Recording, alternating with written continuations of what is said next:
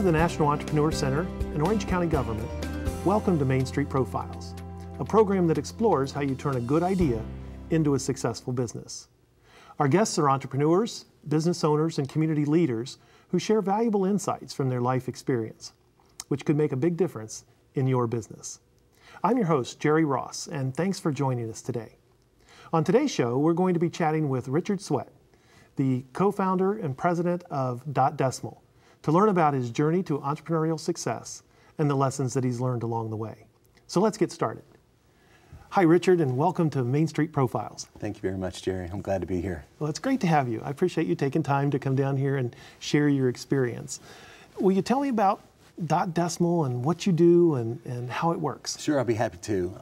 Dot Decimal is a medical device manufacturer. We make custom patient-specific devices for patients receiving radiation for cancer. Okay, and it's an internet-based manufacturing service where each one of these devices is custom made for somebody's mom, dad, brother, sister, son or daughter. So how do you get that information? Well, each cancer center has the planning software that they use to direct the radiation where the physician wants it. And they'll send the specifications for those individual devices over the internet to our servers. Our servers will then generate the tool pass, send it out to our milling machines. We make them that day, get them out that night. Wow. Now I see you have a few to display here. Tell me about these. Well, this is one, we're the only company in the world that makes this. This is for electron therapy. This is called electron conformal therapy bolus. So this bolus is made, machined on both sides. It will fit right onto a patient's surface, and the thickness of wax adjusts the depth of penetration of the electrons. So it's very handy around the nose, scalp, chest wall, places like that. So that the radiation can't go too deep. Exactly. We only want the radiation to go where the cancer is and keep it off the normal, healthy tissue. This device here, this acrylic device, this is a proton range compensator. There's only about 11 proton centers in the country, and this is made for one of the newest proton centers in St. Louis right now. But protons work like a depth charge off the back of a battleship. Oh. They go in a specific depth and then they deposit the energy. And these range compensators adjust the depth of where that proton stops in the body. And so you're managing radiation? Exactly. We're trying to keep it where the cancer is and off the normal healthy tissue. And what's unique is at our business, we never know what we're going to be making every day till today happens. It's kind of like going fishing. Some days are way busier than others, and we wait until the orders start piling in, and then we machine them that day and get them out that night. That makes it kind of hard to plan, doesn't it? Yes, very difficult to plan. My father recognized that early on. He goes, you know, you can't handle the spikes, or you have no way to manage the spikes. And so we end up having a lot more machines than most machine shops. We have currently 34 CNC milling machines up in Sanford. And there are times when they're slower than others, but when you need that capacity and you know that somebody's counting on these devices tomorrow morning, we had to gear up for that kind of capacity. And so will these be used somewhere tomorrow? Yes, two of these. One is a sample, but these two devices here are actually going to be used on some patient tomorrow. Wow. So it's really exciting. It's not hard to motivate the staff that way. Everybody knows that, you know, we can't make scrap. Everything we make is for somebody's mom or dad. So tell me about this one. This is a proton or a photon compensator. It's of various thickness metal, and where the metal is thick, it blocks the photons. Where it's thin, it allows more photons to go through. And that's used in a procedure they call intensity modulated radiation therapy. Say that 3 times fast. And so they use an acronym, IMRT, and the way that it works is they use a CAT scanner to generate a virtual patient. And then based upon the contouring that's done by the physician, they can build the 3D tumor inside the patient, and then you can manipulate that patient inside the planning system. Then you direct the beams at the tumor the way that you want it, and then you modulate each beam based upon the tumor's requirements. And that's why you end up with this kind of moonscape metal surface to get the radiation focused around the tumor. How did you get into this? It couldn't be one of those things where you said when you were a little kid, I want to do. No, not at all. When I was in band and school, so I never went to metal shop or wood shop or anything. This was really a byproduct of being a starving student. When I was in college, you did anything. You'd mow yards, you'd paint houses or whatever. And at the hospital, I would use these consumables when I worked at Boca Raton Community Hospital. And I saw an opportunity to sell to my friends.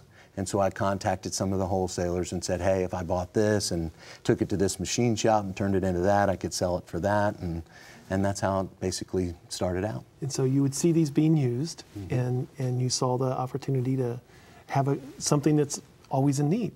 It has been. I've been in business since 1986, and so I don't think I was looking 28 years down the road when I started. Right. But I was just looking to make some extra money, and then as it slowly grew and we started getting customers around the country and people liked what we did, it just slowly evolved into what it is today. Have you seen the business change over those years? It's changed dramatically. I think at the beginning I was more of a one-off, almost a handyman to some of these departments. There would be needs for fixtures or jigs or things that they needed repaired, and I started doing that, and then it slowly moved into what it is today with the CNCs, and now we have PhD engineers on staff, and we have an office in Japan, and we're looking at having an office in Canada soon, and so it's changed quite a bit. Would you, what do you see for the future of Dot Decimal? Right now, we're just trying to grow the product line. The way that our technology is built, these CNC files can be allocated over a wide area network to any milling machine on the planet that's hooked to the internet. So our goal is to have this distributed manufacturing model. So we'll have machine shops in Japan, maybe in Canada, wherever they need to be, and we'll still receive all the files here in Sanford and then distribute them across the internet to the local machine shop to reduce time to delivery to the customer. So I think in the future we're going to continue to deploy that model. 2 years ago we signed a research agreement with Massachusetts General Hospital. We're developing new technology on a cloud-based planning system that designs these devices. And so we're in pretty deep in the development cycle for that cloud-based platform and software. So that's really the future for Dot Decimal. Well, that's very exciting, and to know that that's happening right here in Sanford. We're going to have to take a quick break. When we come back, we'll be learning a little bit about the background and personal journey of Richard Sweat of Dot Decimal. So stay tuned, and we'll be right back.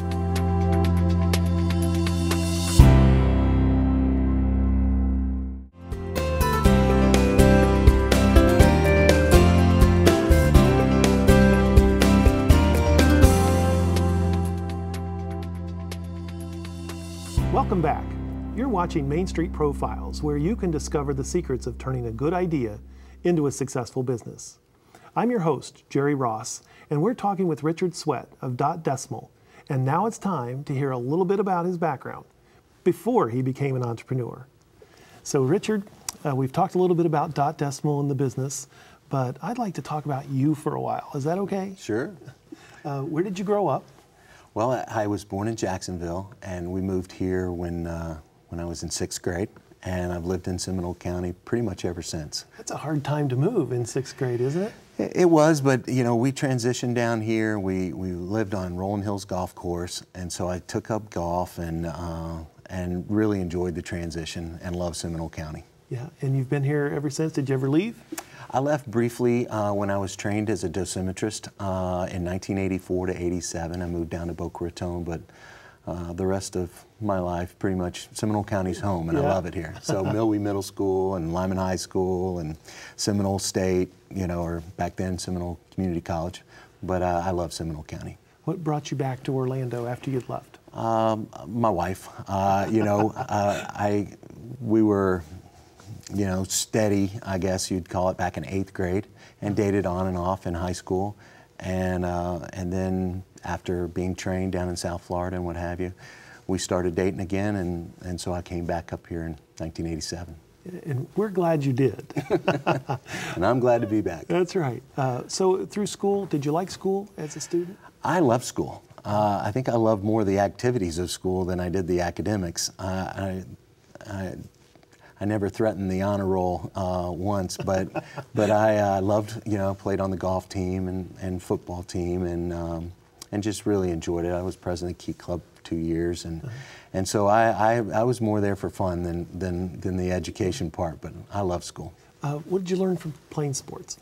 The teamwork aspect, and golf, I think the hard work and practice that goes along with it. I really, both in music and in golf, I love to practice. If I had my choice, I'd probably love it if we were able to practice this interview for 10 times before shooting. But it's just I learned that practice always pays off, and preparation, and I think I got that from golf. What was your first job? My first job right after high school was working in radiation oncology. In the business you ended up in? In the business. So as at 18, I had no idea what radiation oncology even was back then.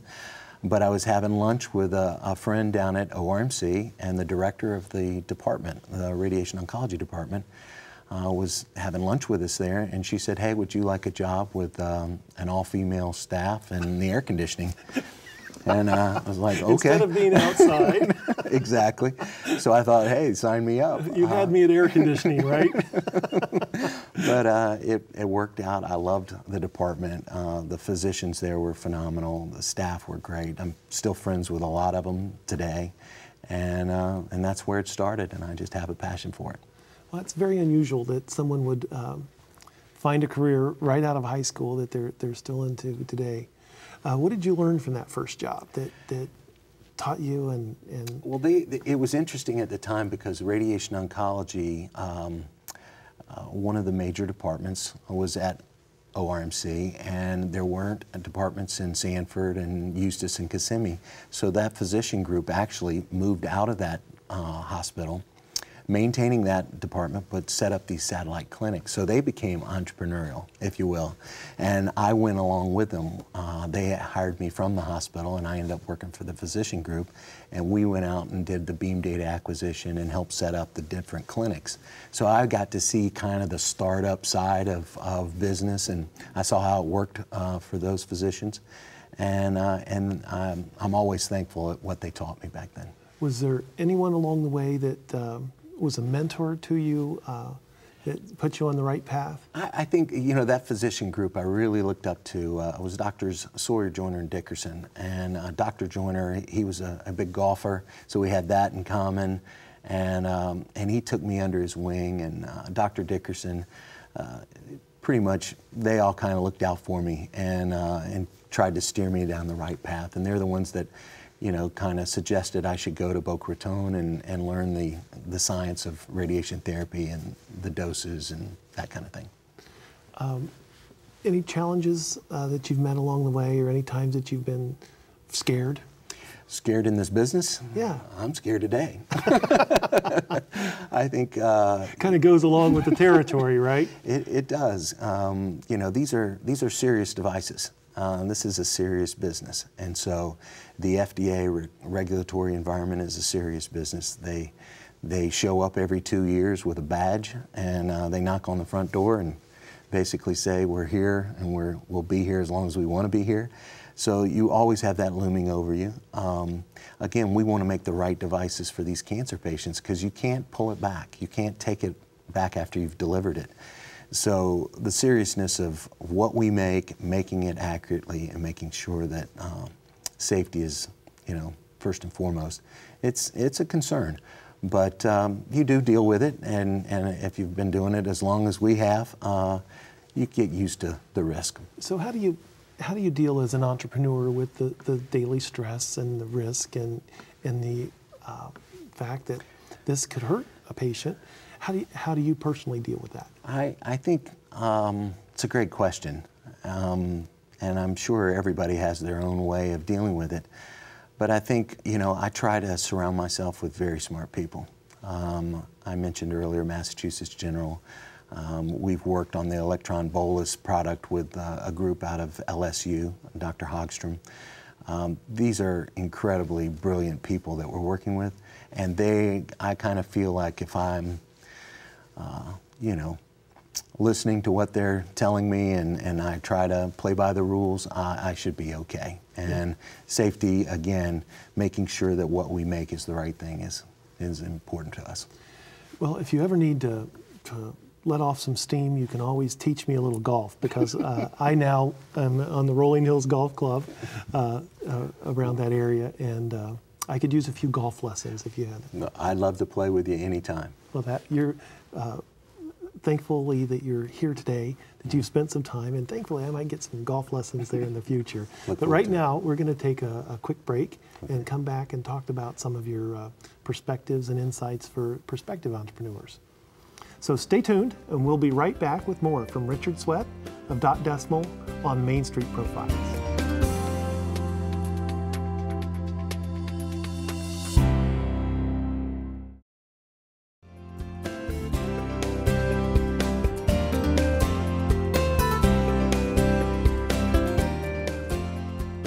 Welcome back to Main Street Profiles, where you can discover the secrets of turning a good idea into a successful business.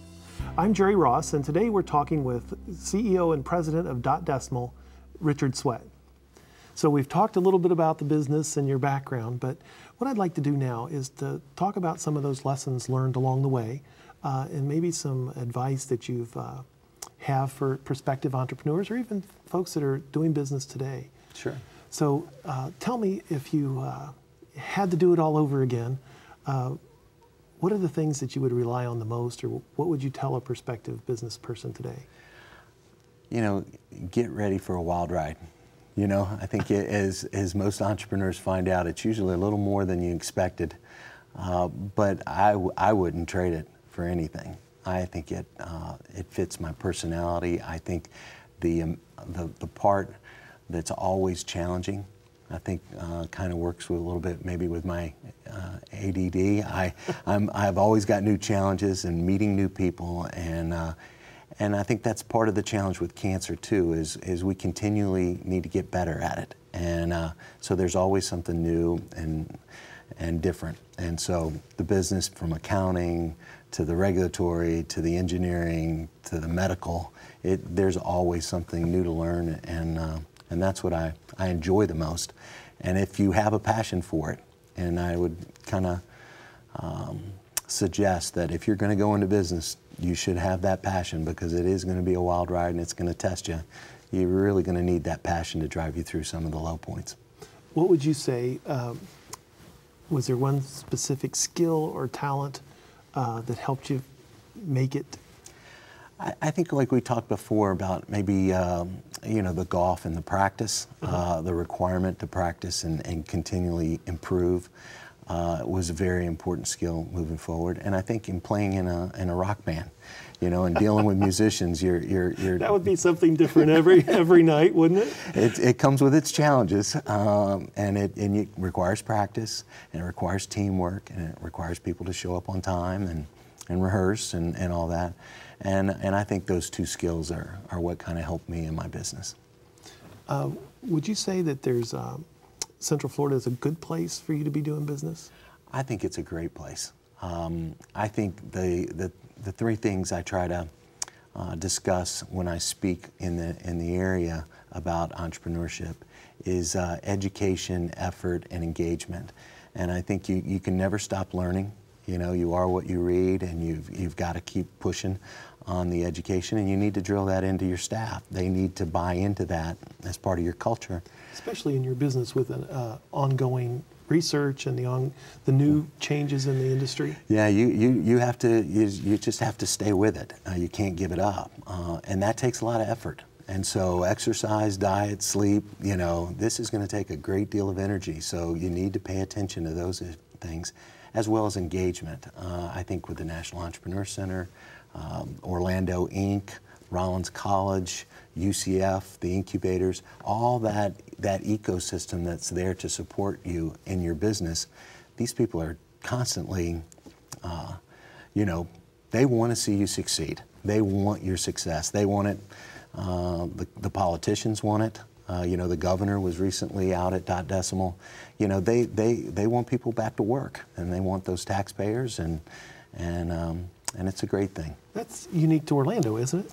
I think it is, from what I've seen. I think really the team attitude. It seems like most of these major players that I mentioned, they're all out there helping one another. They're all in the same, you know, league, if you will. They all are pulling for one another, and there's not a lot of, you know, competition back and forth. I think it's a good thing. Has Medical City and the developments out there had any impact on your business? Not yet. I think it's a little immature yet, in that you know, the VA Medical Center is just coming on, and they will have a radiation oncology center out there. I think some of the biotech companies are yet to really get rolling out there, but it's only a matter of time, and the commitment from UCF and the city to support that ecosystem, I'm looking forward for Dot Decimal to participate in that. What do you see the future for Dot Decimal? I think it is this deployment internationally, and I think it's this new platform that we're building along with Mass General. I think there's a great deal of effort required to get that to market, and we hope to be out in the market in 2015 with it. And I think that's really the focus right now, is to focus on those two things. Mm-hmm. So what do you see as the future for Central Florida and the economy here? I think it's going to be a steady improvement. I think there are these challenges in small business, but we're going to adapt. We're going to evolve, and we'll succeed. Well, we're certainly glad that Dot Decimal is part of the business community here in Central Florida. Thank you for coming today and spending your time. Thank you. But thank you also for what you do in the community to help educate entrepreneurs and pay it forward. It's my pleasure. Thank you for being here today. Once again, I would like to thank Orange County Government and the National Entrepreneur Center for their ongoing support of our business community, which includes this show. And finally, I want to thank you for what you do each and every day to make our community a great place to live, work, and play. So until next time, I'm Jerry Ross, and I will see you on Main Street.